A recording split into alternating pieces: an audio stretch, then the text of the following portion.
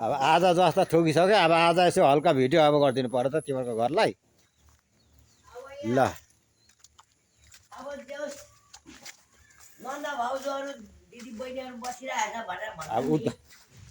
उद्घाटन अब असोजमा गर्छ होला कार्तिक लागेपछि त कहाँ गर्नु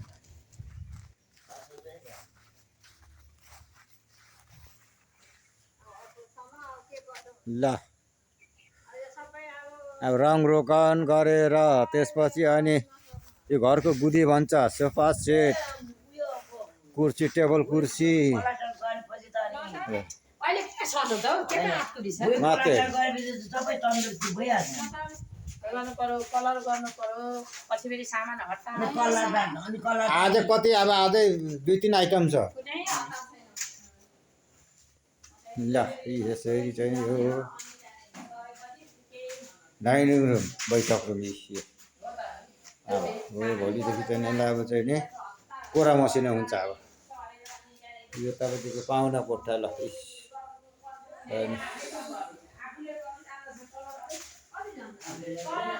सफा गरेर राखिदिएको छ अहिले यस्तो गरेर यो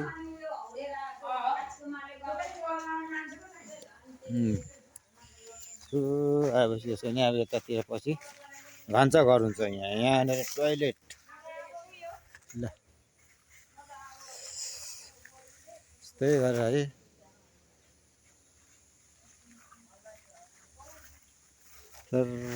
र पारेर चाहिँ नि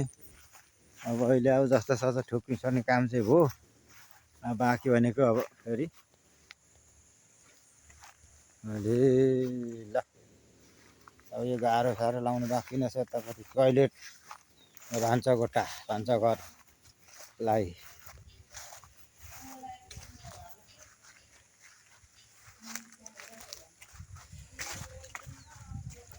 वरिपरि घर यस्तो छ ल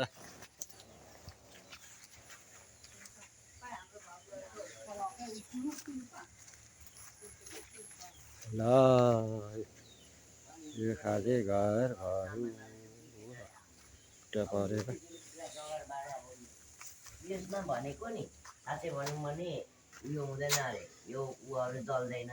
हमेसी मान्छे बनाउने गालमा मङ्की छ भनेर भनेको छ नि उसलाई डुप्लिकेट नाच्नु जान्दैन आँगन टेढो भने जस्तो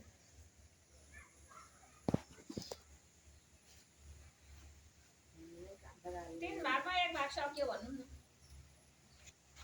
अब अझै 2 भाग छैन मक्कै पर्छ उसले पनि मलाई नि किन मलाई उसले घर सक्नु सक्थे अब तिमी बस्ने हो त्यहाँपट्टि भतिजाको पल्लो अलिकति रातो देखेको चापेन आएपछि चाहिँ कसले पैसा दिएर बनाउँछ कलरै खान्छ कति हजार होइन कलरको पहिले सेतो मात्रै लगाऊ हाम्रो